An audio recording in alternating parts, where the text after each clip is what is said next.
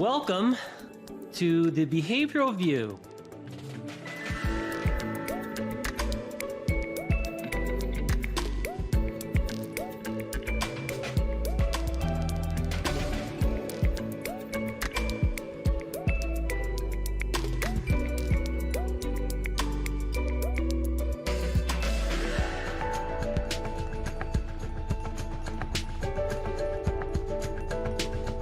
Hey everyone, would you like to get a CEU for this episode? Listen closely for the announcement of 3 secret words delivered throughout the episode.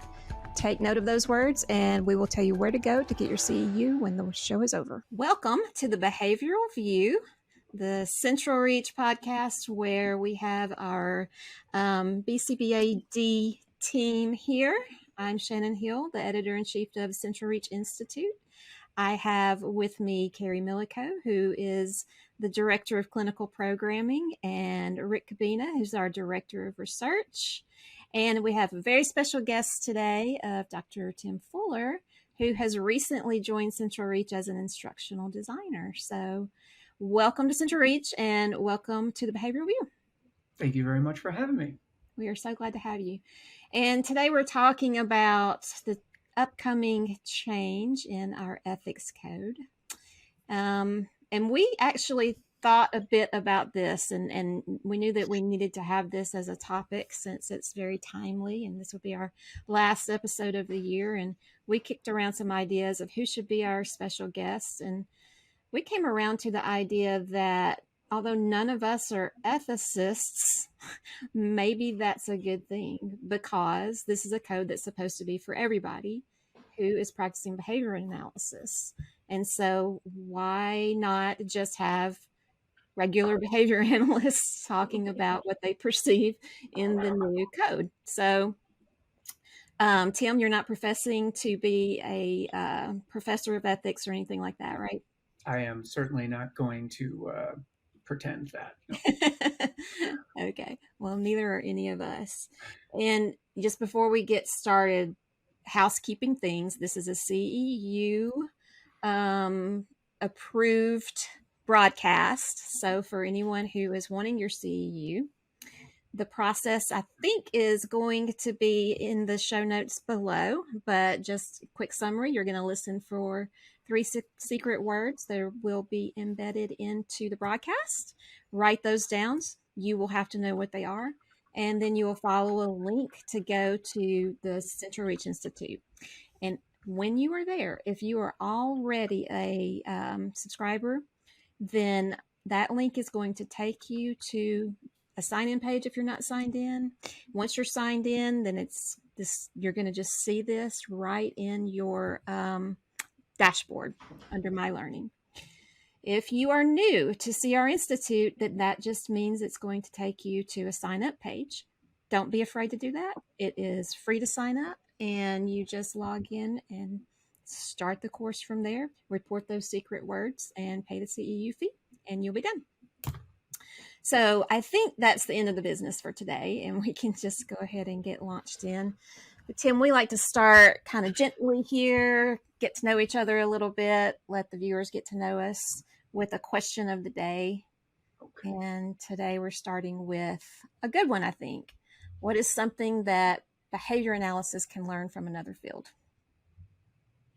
So I would love to hear what you have to say on that one. As far as our subject matter is concerned, and at least as far as I can tell, there's probably no discipline for which behavior analysts couldn't learn something from because of how involved human beings are in every facet of, well, what humans do. So there's probably nowhere where we couldn't learn something. So that doesn't offend anyone and it is inclusive to everyone. So that's great. Checks those 2 boxes. But that's not a very good answer. I think that there are 2 areas, however, that behavior analysts could stand to benefit from. And the first is practical. I think we would probably, from a practical standpoint, benefit greatly from studying those other medical and medically adjacent disciplines that have navigated the medical model for some time to help quicken our appreciation for the work that they've done, for how they have navigated those waters and figured out procedurally how to make the best of those circumstances in service to their clients. So I think from a practical standpoint and in sort of an administrative standpoint, I think we could learn a lot from those that have come before us in that regard. But maybe from like a fun perspective, and this is maybe just for me, as our discipline becomes more and more interested in how language develops and permeates every area of our life, I look to those other disciplines that primarily work in language. And no one is more language based than perhaps the legal profession. And in the sense that that's all they peddle in. They just peddle in language. How is it crafted? How is it understood? How is it governing, or at least sort of putting parameters around what might be considered acceptable behavior? And I think for those researchers especially, but behavior analysts more generally, that are interested in furthering our orientation and understanding of language, I think that we could probably learn a lot from the legal profession. And yeah, that would be my long-winded answer to that. What do you guys have to say? Awesome. I got a curveball for you. We like those. Sex therapy. Oh, Right. more. And, Go on. And I may I'm not really precise on the actual discipline. I think the certification, and don't ask me what this acronym stands for, but it's like a AASC or AASECT. But they have, so this, talking to, I know a few people who have this certification, as I have sought consultation for some cases when it has arise where I'm like, this is not my wheelhouse. I need someone to talk to me about as they enter in puberty and venturing into some particular needs. And so I learned that their discipline actually comes with a separate credential to supervise those who actually get the base credential. And I thought that was really cool. When you think about our field and the requirements to get a BCBA, your hours and adjacent supervision is like a third of the requirement, right? You have your education, and then you have the passing of the exam. And I don't know how much, if you want to weight these, but, but your hours with a supervisor, you learn so much from that. And I think some of our conversation today is going to come about interpreting the code and how that kind of relies on, your hours and who your supervisor is and how they will interpret the code with you. And so I think our supervision, while we, kind of grew up and have a supervision requirement, I don't find it rigorous enough. And I think that, do we need a separate credential? I don't know about that. But what I do like to pursue is this idea of oh gosh, if it's adding an extra letter, if it's adding, whatever, I don't care about letters, but it's they had to go out and seek an additional credit. It is a full-on different credential to become a supervisor. And can we imagine what our field would look like if we had to do that? Because we're talking about training and how our field has pumped out some clinicians who are not adequately trained, how that could look if we had that. So do you have any idea what does that mean, the separate credential? How much extra? They're the ones who are allowed. Yeah, I mean, they have to see. Yeah, I don't know exact Okay. details. We were just kind of had a casual conversation, and it just kind of blew my mind around like what that could do to kind of clean up some of the issues that we are barking at when we talk about issues within our field. Yeah, it would be interesting just to think about what that would look like and how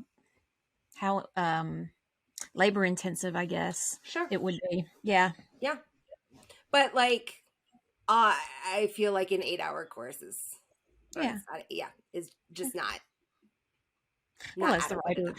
as the writer of one of those. Yeah. I feel like we can do more. Yeah, Mhm. sure. Rick, what say you? Well, I think Tim said it best. Almost anything you say is going to help. I thought about some natural sciences that would be helpful, but frankly, I would say for everyone out there, you should learn about instructional design. And that is not, ID is a field, and it's not necessarily a science. Science can inform instructional design, but we do so much instruction in our field. And if you're a behavior analyst, maybe you have materials or there's some specific skill that you'd like to teach. Understanding the principles of instructional design will help you not make rookie mistakes or fumble around with a lot of issues that people have when they're completely new. I have been a consumer of lots of information, as I'm sure everyone here is.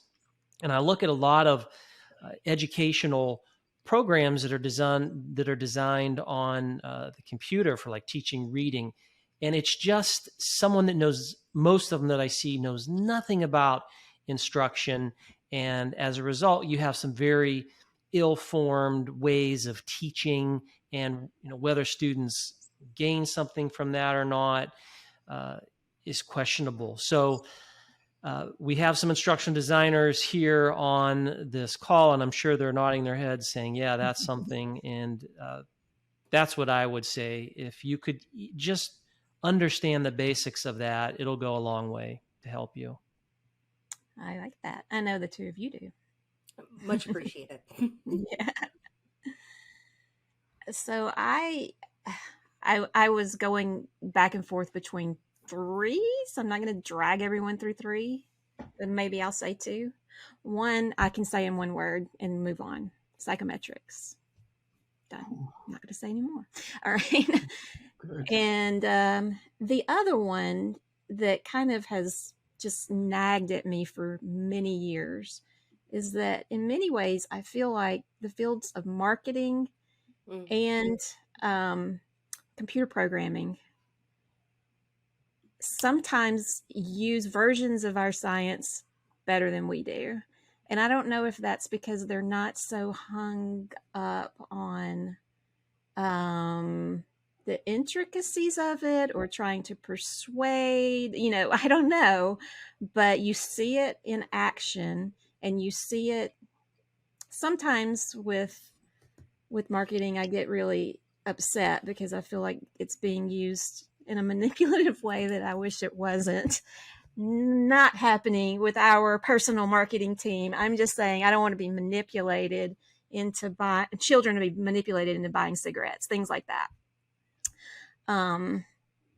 So I don't like that, but I do kind of really admire the way, and I guess maybe it's related to what you're talking about, Rick, with instructional design, the way software is written in such very you have to get that instruction written exactly correctly, or the whole thing breaks down, right?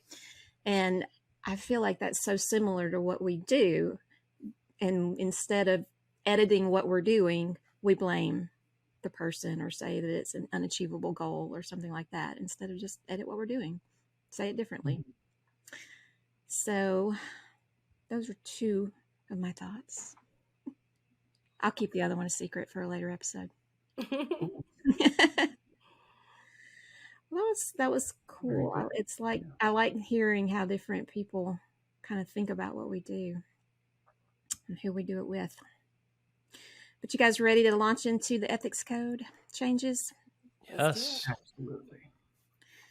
All right. A toss-up question. What are you most impressed with, I guess? Well, I'll jump in. I don't. There's a lot of praise to be given to the BACB and for those involved, for the structure that they've put in place. I think that what I'm most impressed with is that they're an easy target. The BACB is an easy target. They're at the top of the mountain. They take all the flack. They get the ire, and I don't know if they get enough of the praise, frankly. But I think the process by which they arrived at these ethical guidelines is laudable. And the transparency with which they articulated that process, the inclusivity of of all of us in being able to participate. Again, I don't know all of the intricacies of how those things were used and digested by the BACB in reflection of this, but I think a lot of praise is warranted for those involved, for that entity in particular, for the process by which they came and arrived at these new ethical standards. That's what I'm sort of left with. There's a lot of good individual things to get at. I think we'll get at a lot of them today, but that's the big highlight for me. I agree. That's a wonderful. I think we're all excited. Yeah. Go ahead. I was going to say that's really a great point to make.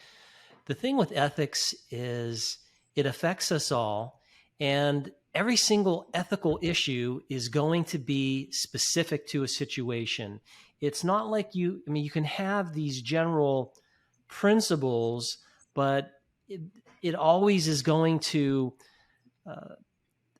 work itself into these very specific issues. And I agree, like reading what they have and listening to podcasts, listening to people from the BACB talk about ethics, I think that you're right, that they deserve a lot of praise for that, because it's challenging to have some kind of document that covers everything.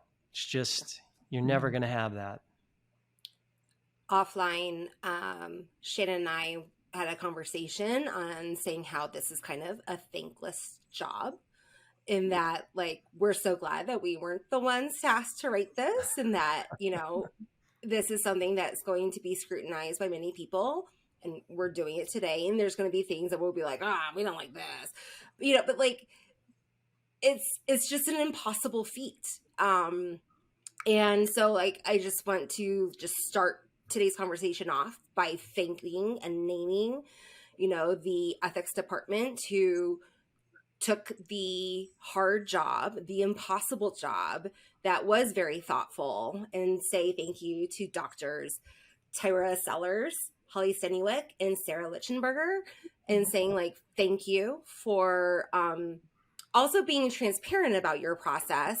So they have a YouTube channel, the BACB does, and they describe their process, just a little bits of it, that, they researched various ethics codes outside of our fields that are in the helping professions within and outside of our country. So, and seeing, comparing our current, soon to be old code to to these other codes. They issued out multiple surveys to those who are currently teaching ethics, to those who have published in ethics related topics, as well to every single BCBA. So we all had a voice to comment on the current codes and our suggested revisions. And the thing is that they made a note to read every single one. And, they sorted it in some fashion that I'm sure was like the messiest pile. I'm sure, like, okay, where does this go? So that must have been some mental gymnastics there. But, like, that was so incredibly thoughtful and I'm sure time consuming. But, Shannon, you even mentioned that you saw one of your suggestions pop up on this new version. I saw multiple, but the thing I was most passionate about is these core principles being integrated, and that is what you make your decisions based on, rather than a list of rules. And when that came out, I was like, oh, I wrote it down. They did it. Yay. You just feel like sometimes you fill out so many surveys for so many different things and nobody listens to what you write down. So it was super exciting. Yeah. And I'm like you, I also really appreciate the transparency and, just they have really made it approachable in terms of understanding why we did what we did and giving all of these extra resources for understanding what they meant. Because you can never, if they wrote this out to cover every specific thing, that's how we get the legal code. We don't want that.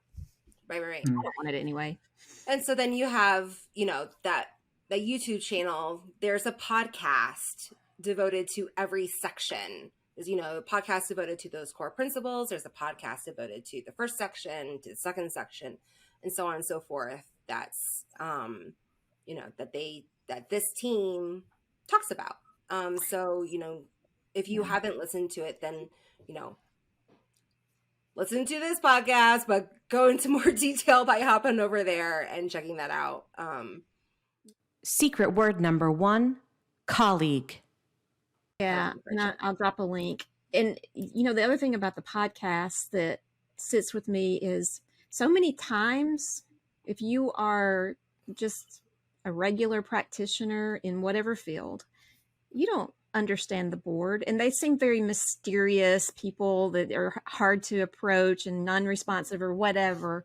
And I think just the fact that they've gone so far as to create this, because the YouTube channel, the podcast, it's not just about this, it's about the BACB in general and getting to know.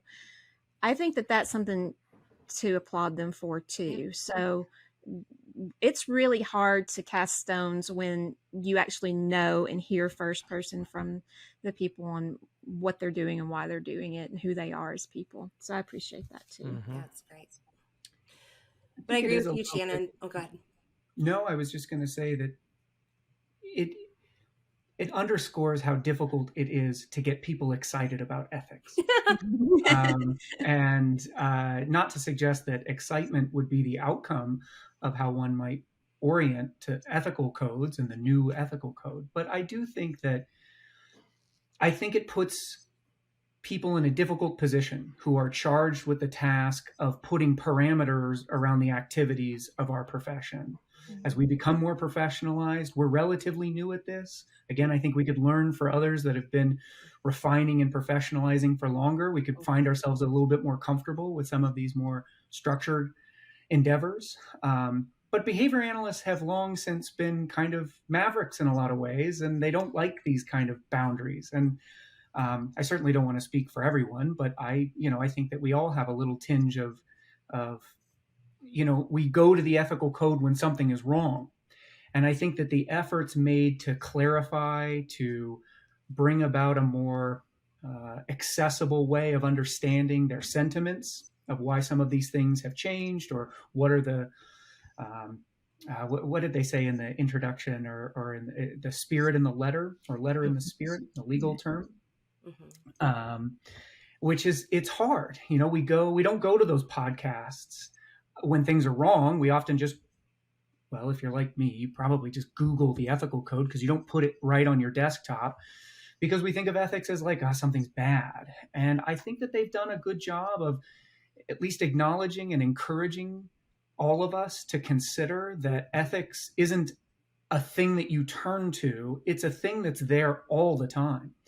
And for you to reconcile your personal and professional ethics, to see where you land on some of these issues, I think it's incumbent on all of us to take the time to use whatever resources are freely available, especially your professional network of colleagues that are invaluable in supporting, navigating some of these words, frankly. And how am I supposed to orient to this sentiment? This word brings about these things for me, and maybe that isn't in the spirit that the BACB acknowledged. And so having a conversation with those trusted colleagues and making sure that your network is broad in scope enough to deal with what is inevitable for all of us. We work with sensitive groups. I would say that every human is sensitive, so I wouldn't want to. I think it's inclusive in that regard, and I think it's tough. I think it's hard when you get the rebuttal, perhaps from someone who's presenting on ethics. Oh, well, you didn't see this, or you didn't watch this, and someone is really textual, and they're just saying, yeah, but it says this. Yeah, but we meant this, or whomever. I don't want to presume who might be speaking about this. There's a lot of strong voices in the ethical community in our discipline. And I think it's a reflection of the fact that I don't know how often or how thoroughly we all consider our professional ethics, perhaps even our personal ethics. I'm not sure. I don't know everyone, so I wouldn't know. Well, I appreciate that they put that into writing, and I know it was already there. I've reached out multiple times when we're developing ethics courses and such to get some feedback from them on what is meant by this and that. And the feedback has always been, that reasonable practitioner clause of what would a reasonable practitioner have done in similar situation, and how do you explain your decision making. They never came back to me with an answer of this is the rule, Mm-hmm. And I feel like that spirit comes through a lot more in this code than it did in the previous code. I agree. Yeah. I would agree. Well, one thing too I heard when listening to some of the podcasts was that they wanted to make sure that everything in this code was, what was the word? It was like defendable, or they were able to investigate. Whereas there were some things that were in the old code, it was just like enforceable. Enforceable. There you go. It's like how am I supposed to find that out? That seems like an opinion, right? And a lot of that comes around with regards to social media, or First Amendment rights and stuff like that, whereas the language used around this code was I think very thoughtful in that, okay, this is something that was clear. We can define it. We can measure it. This is, and like you said, Shannon, we can trace the decisions around it. And through that, then we can figure out where we want to go from there. Mm-hmm. Yeah. Reflecting Another reason on why looking at the law. Lawyers went through this. Yeah. Well, I think a lawyer runs that department. Yeah, this has got legalese, accessible legalese written all over. Mm-hmm. I was reflecting on ethics in general, and especially listening to some podcasts. I was thinking about a presentation I listened to a few years ago, and the speaker made a comment, and they're talking about ethics, that, well, your base is just be a good person. And when you think about that, yes, we want to be good people, but a code of conduct, there might be things that you really don't understand, that, being a good person in general doesn't mean you're going to get all the ethics right. For years, I have had to work with the IRB. So as a professor, every single year we have to take training, which is research ethics. And while I like to think I'm a good person, I'm always learning new things about these guidelines that I'm like, oh, okay, here's something I really haven't considered. And I think that that's something that speaks to being informed in reading as much as you can, listening as much as you can, and understanding what's in that code. Secret word number 2, listen. Mm-hmm. Yeah. And the good person rules, like, I think everyone has most people have the intent to be a good person, but I watch way too many movies to know that, I haven't seen the show forever. But the show 24, Jack, what's his last name? Bauer? Is that what? Yeah. There's too many Jacks, but right, he's saving somebody, right? And he found himself to be a good person, but man, did that man break so many ethical boundaries, torturing somebody or blowing something up, and followed breaking rules about being whatever officer he was, right? Like, so there's there's just way too many definitions out there on what good is, right? Or yeah, and we've tripped on this before when we've had episodes talking about cultural implications, that you can't rely on that your version of a good person is a good person in another cultural context. So I do appreciate that we need a framework, and I appreciate that framework now kind of brings more of those cultural considerations in than it was before. So I feel like they've reached a little bit for that. One thing I like about this code is that it consistently has an echo of do no harm. Yeah.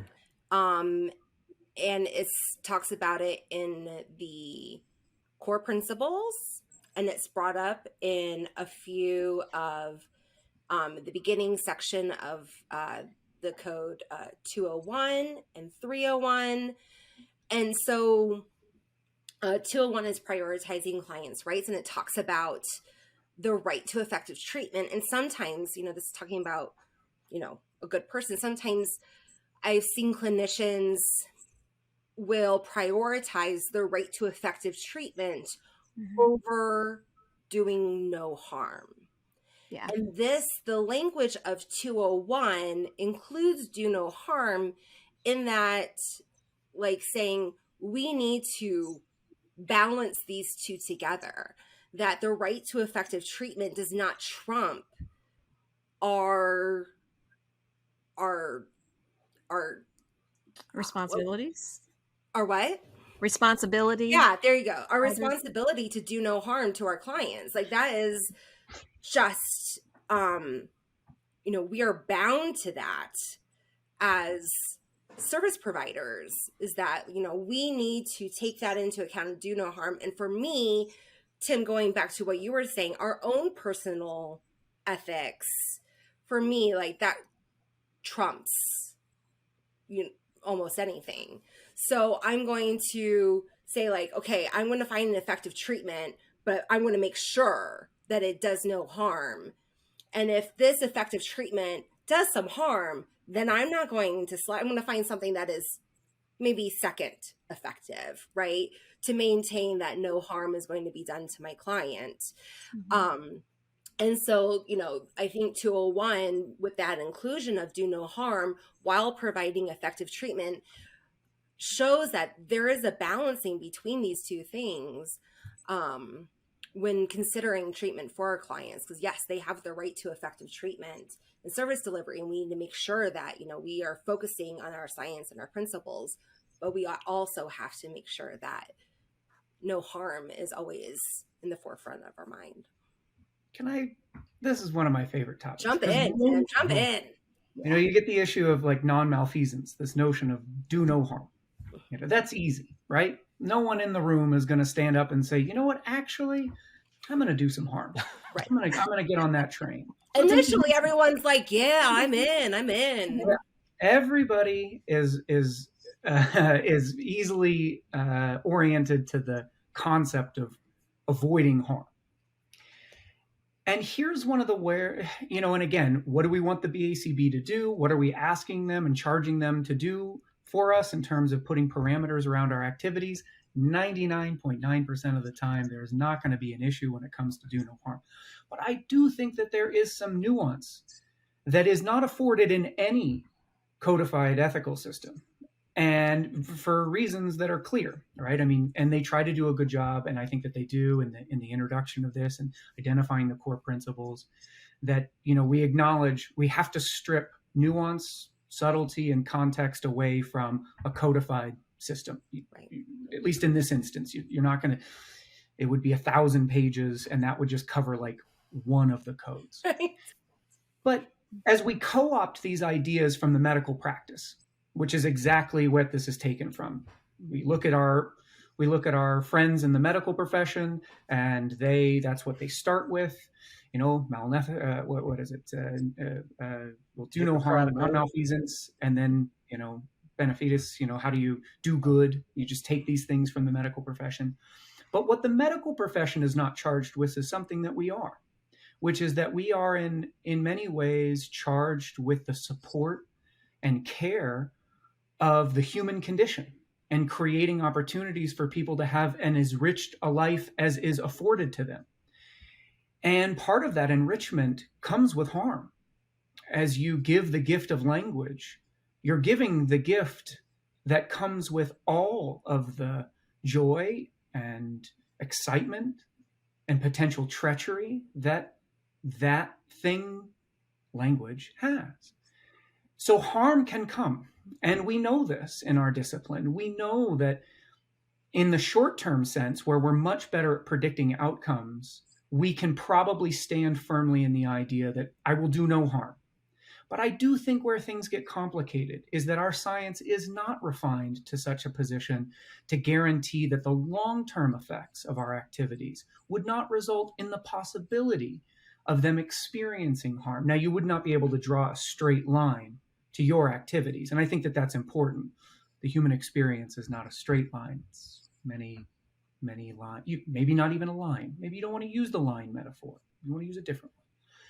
But I think that those types of nuances is where we as a discipline need to take the words and the spirit with which they were written down and then have a conversation among professionals around our discipline, around what does this look like? What does it look like to be charged with the care of the human condition and how to create opportunities for individuals to experience as enriched of a life as is possible for them? And I think that no code in here is going to help us with that. And I don't want it to distract or diminish what we do as behavior analysts and the threats that are there in that regard. I don't know what your guys' reactions are to that, but that is something that comes to mind for me. I think it magnifies just this idea that each of us is going to vary a little bit, and our clients will, and the stakeholders that we're working with will, on where they put that emphasis, whether it's do no harm or beneficence, it's autonomy, it's integrity. Mm-hmm. Where is it that is that person's passion point?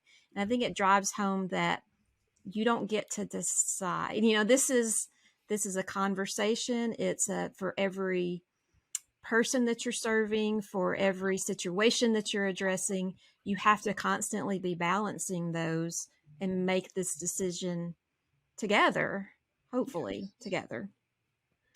But when you were talking, something else that was running through my mind is, and Rick, maybe this resonates with your research ethics training. I always learned 4 pillars, right? So it's non-malfeasance, beneficence, and I always struggle with the words and maybe not saying them correctly. Autonomy and justice.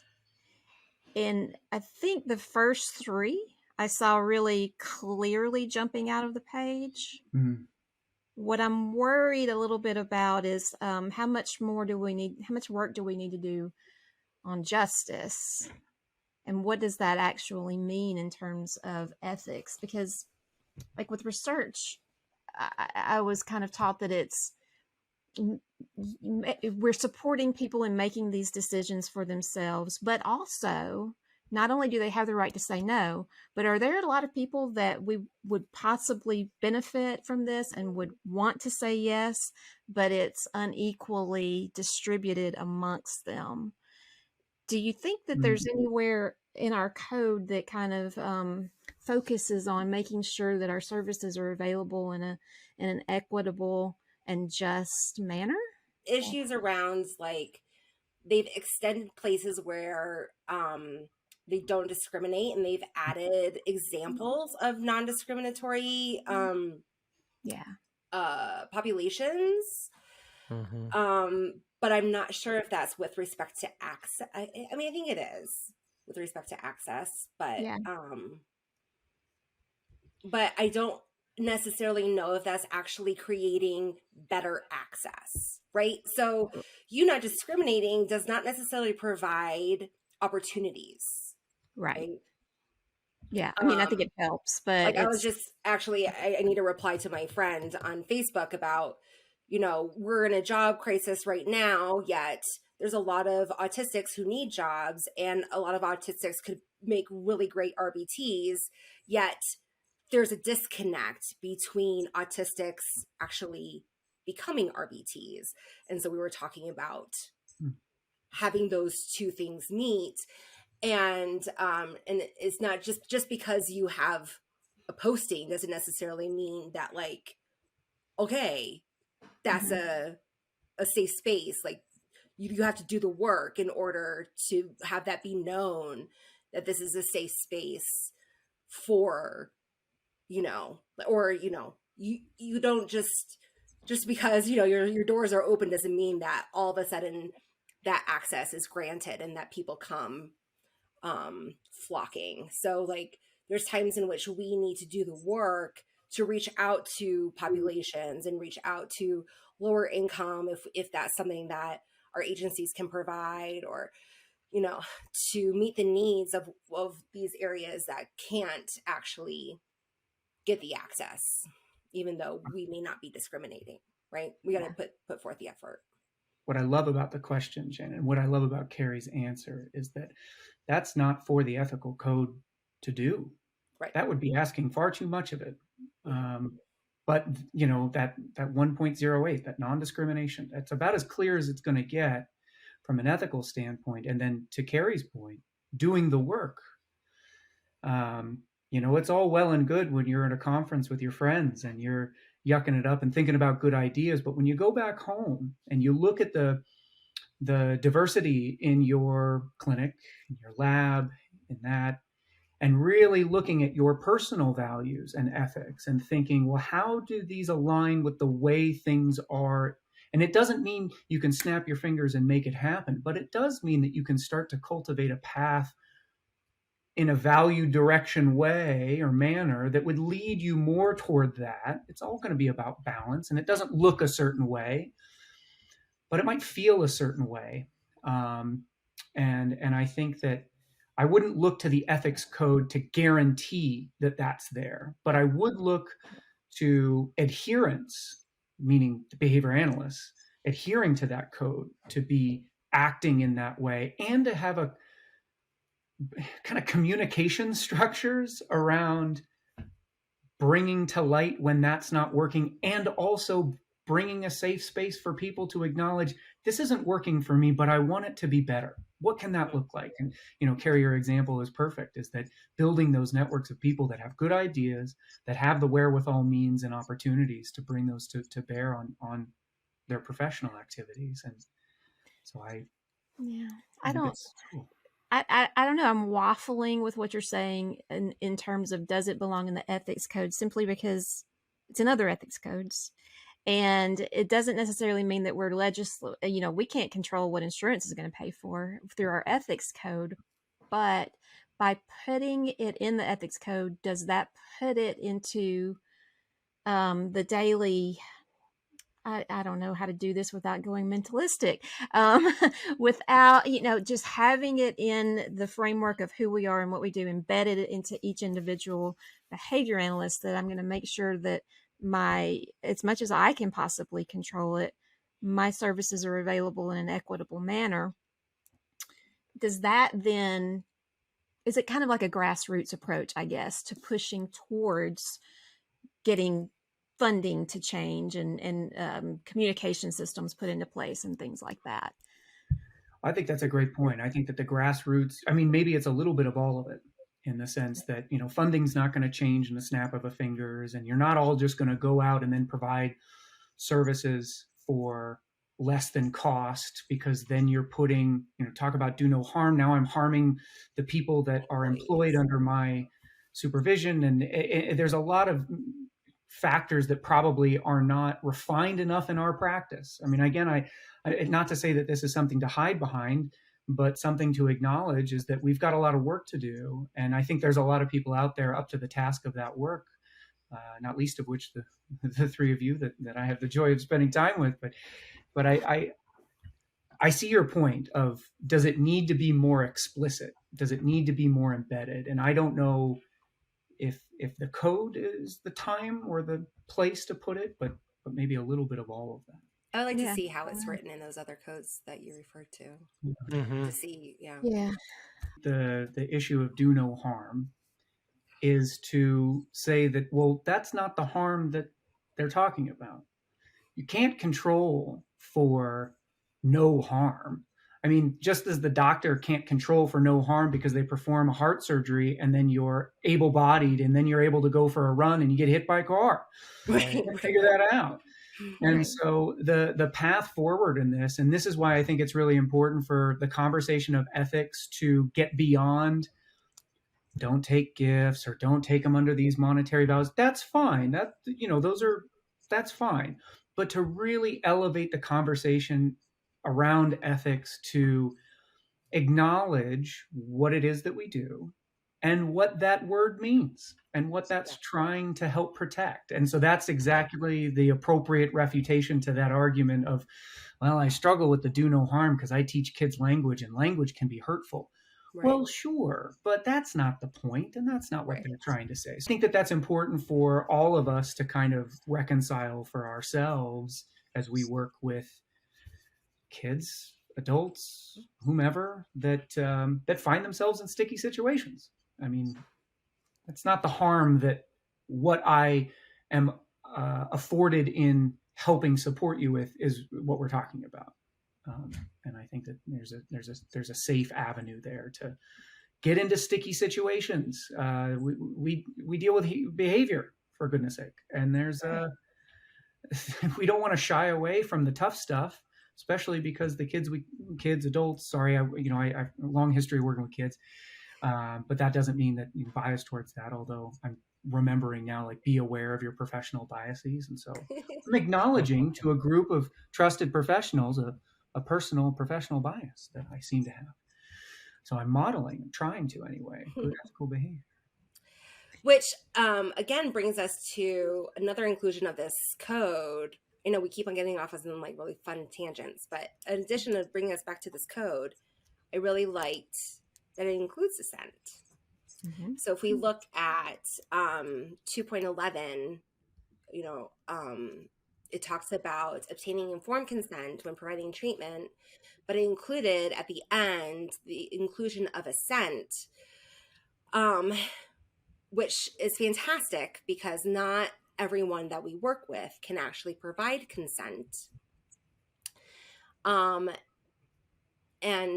my friend, who I've referred to once before in this conversation, my friend Jeff, who has been a bit of a Yoda to me at times, but pointed out some weaselly words that that are kind of at the end of it. And I say weaselly words gracefully, but they're kind of weaselly words. It says when appropriate, because there's times where you can, some people who don't practice assent in the manner in which those who do are teaching assent can be like, oh, it wasn't appropriate then. I was worried about those words too. You and picked up on that too? Yeah. Yeah. I wonder why they're there. I was excited for assent to be there. It's another place that we were like struggling along behind psychology and counseling. Mm-hmm. They don't feel the need to have that caveat. And Sorry, which I don't understand. Which caveat? When appropriate. When appropriate. When would it not be appropriate for assent? Well, when it is appropriate is when when it's not appropriate is when you get consent. Right? It's either consent or assent, right? That's my interpretation, but I see others being like, well, I couldn't get assent because they're non-speaking. But see, all these years in ID services, it's always been and. It's always been and. And if it's been one and not the other, it's been someone who didn't have, who was an adult, didn't have guardianship, really didn't have capacity, but that only when you would proceed with assent and document why you couldn't get consent. I just don't really understand a situation where you would do the opposite. And Well, and I'm I'm not being devil's advocate. please be it. But, well, no, I don't know actually. But, in their words, when applicable, I mean, it could be the case that it's always applicable, when applicable. And you can say, well, it's always. And when I think about, trying to use their guidance of, okay, use it in the spirit with which it has been written, and also what does it say, and also use it in conjunction with the 4 core principles, the glossary where it says that, a willingness to participate, and willingness doesn't always look a particular way, but there is definitely some functional properties to that I think most behavior analysts could rally behind. And I don't know, I don't, maybe I'm just being an optimist right now, that it doesn't feel, at least it doesn't read to me as a wiggly way. I still feel after reading that, I still feel as obligated to seek out, formal consent type situations or assent when, formal written consent or something like that isn't afforded to me. So I don't know. But maybe I'm not. Maybe I should be looking at that more differently. I'm not sure. I have to think about that. No, I mean, look at it as you like. But I just,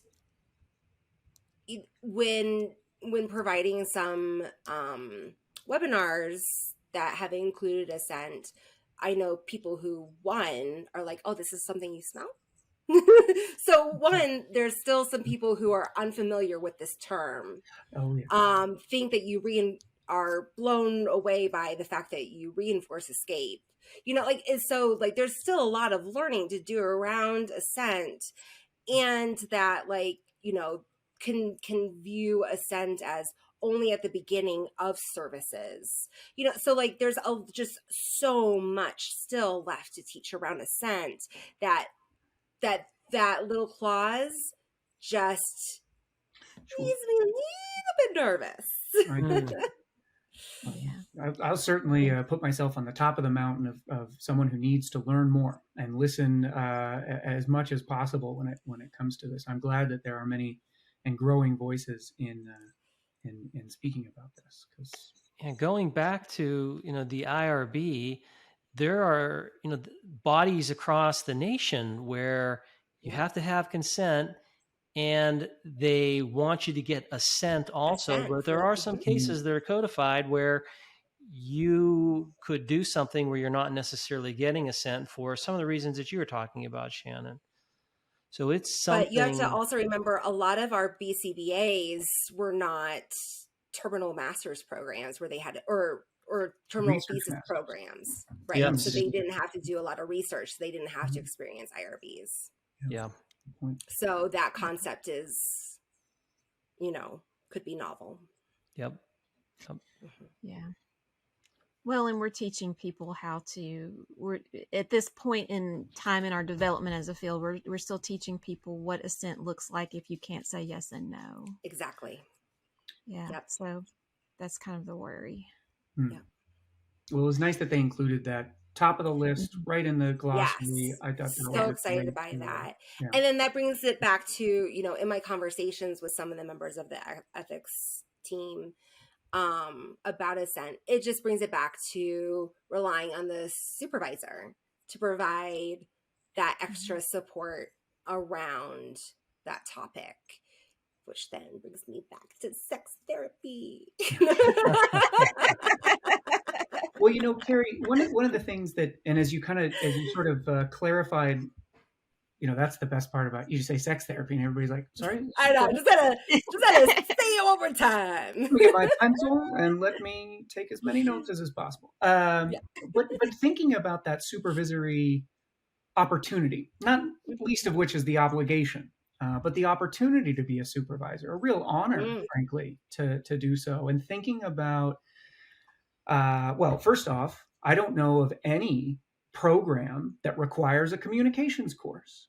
or thinking about how do you create communication structures that are inclusive, that are safe, that are authentic and transparent and accepting of people. And these are skills that those of us that have them, and there are certainly those in our discipline that do, we gravitate towards. They're great communicators. You want to spend time with them. Mm-hmm. And instead of looking at supervision as an obligation, I have to get this done and these are these things, but looking at it as an opportunity to foster a mentorship relationship that is really reciprocal. I think that I would imagine for all of you guys, and myself included, there have been really rewarding supervisory opportunities that have benefited me far more than I think it benefited the supervisee, because of that opportunity to continue to foster a communication strategy that really, that can only get better. I mean, people sometimes are good, but the greatest communicators know that they can get better. And I think that I don't know if that requires another credential. I don't know if it requires another thing as in your example, but it's certainly inside of that sentiment that we can be better supervisors. Guaranteed. Every single one of us, anyone providing supervision can be better. And for me anyway, it comes around a lot around how do you communicate and what does that look like with those that you work with? So I agree. Another credential is probably overkill, but I think walking down that path, the sentiment, brainstorming about something else, is probably beneficial. Well, and your point is well taken. For me, certainly, that 8 hours is not enough. But again, the BACB is not in the business of creating exemplars, lest we forget this is minimal competency. Yep. And although they encourage us to continue to move forward in our competencies, can't look to the board for telling us what to do there. I think that's left up to us.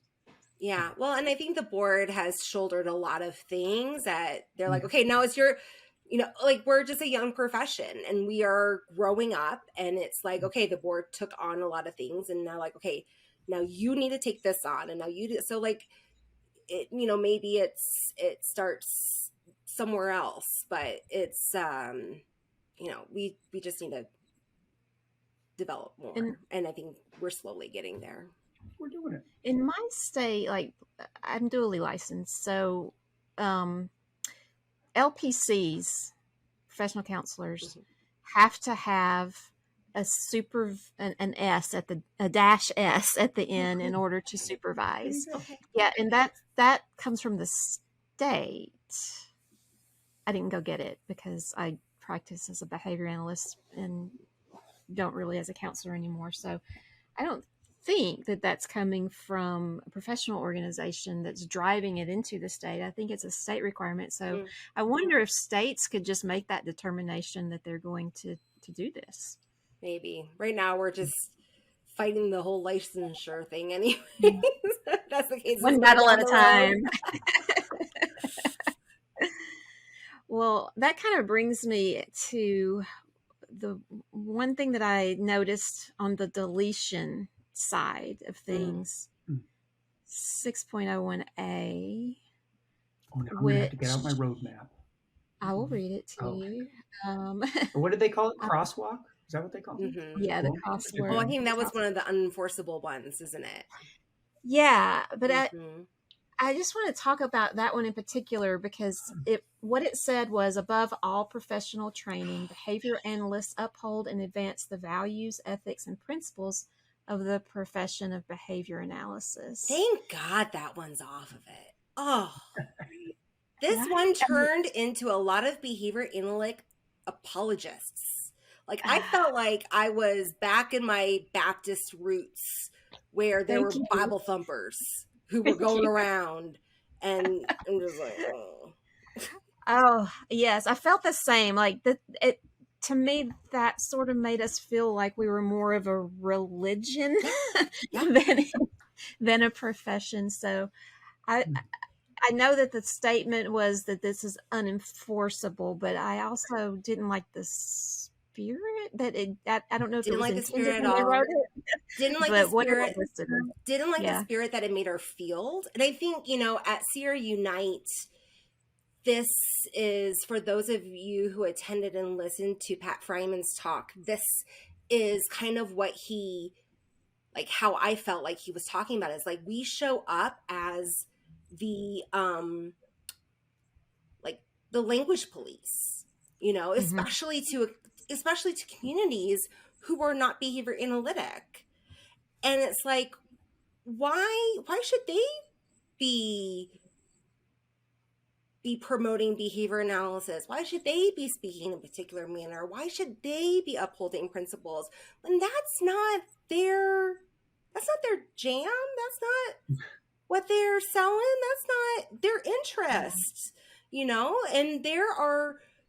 we know that there are multiple, areas in science where, you have a paper that says this, then you got another paper that says something totally different, right? And so they may be reading research that, yes, is different from ours and shows a different result.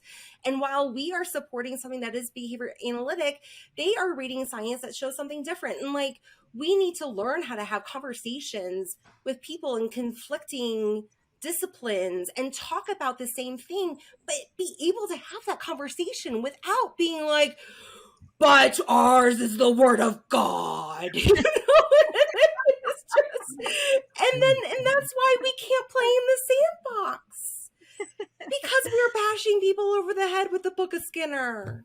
We can't have friends. So then it sounds like, and I don't want to speak for Rick, but it sounds like we would all applaud the removal of that and anything that moves us away from being language Siloing. police.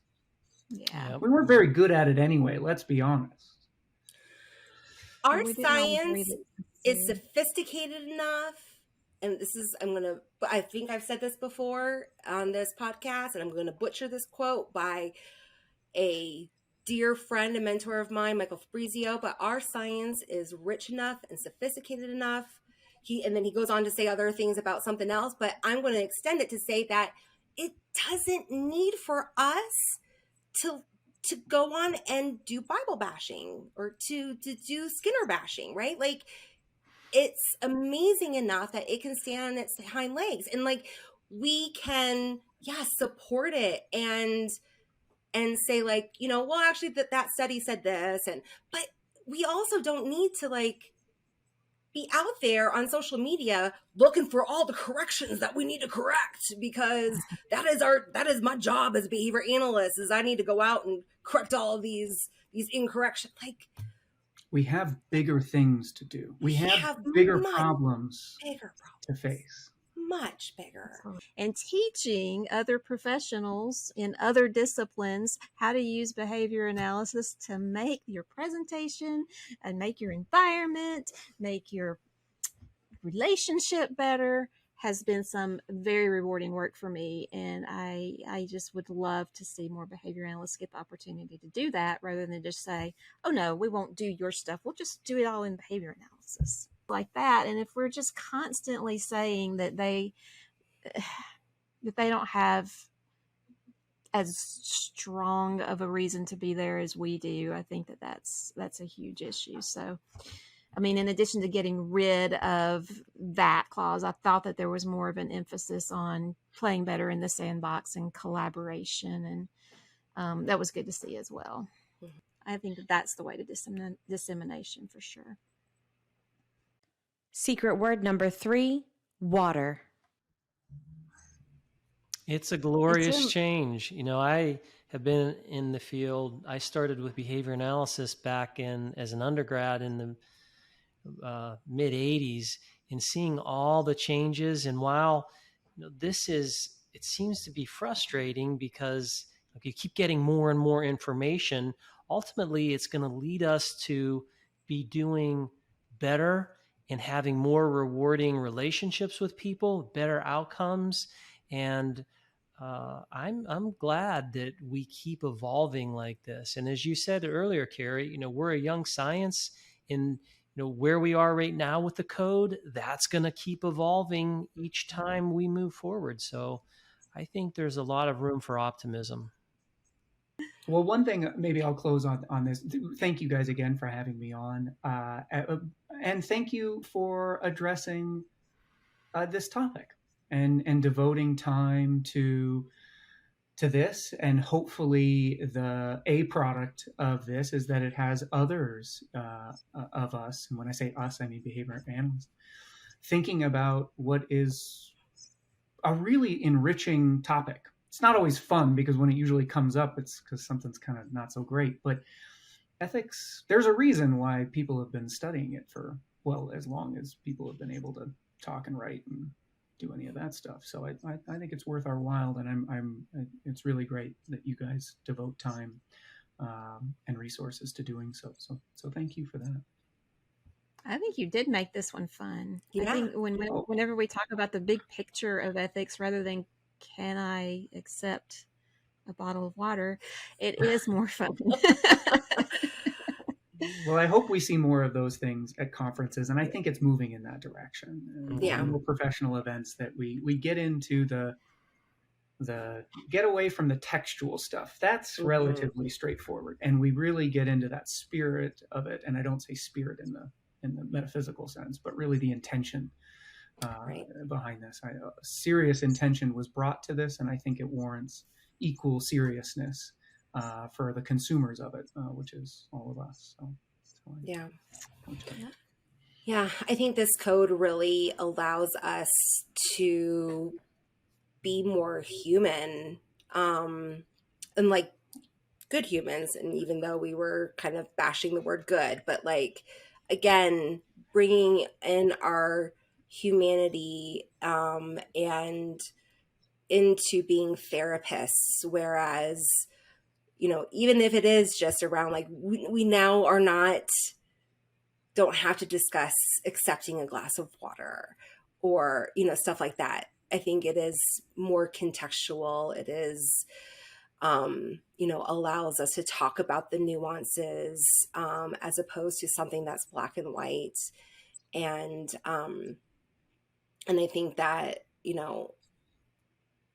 they even talked about even just the name of the code, the name of it's changed. And so it allows for the development of it, because we know that there's going to be revisions and that it isn't perfect and it will never be perfect. And there's going to be revisions as we grow as a field and develop, that we'll get there, and we're not there yet. And we may never be there, but I think that my goal is to always just be that caring, compassionate,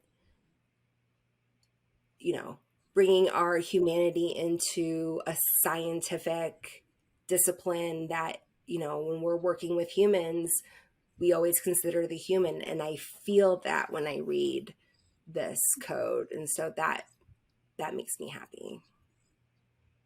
Thanks for watching this episode of The Behavioral View. To get your CEU, follow the link in the instructions below. You can then go to the attendance verification quiz, where you'll enter in the secret words and pay the CEU fee to generate your certificate. You've already done the work, you may as well get the credit.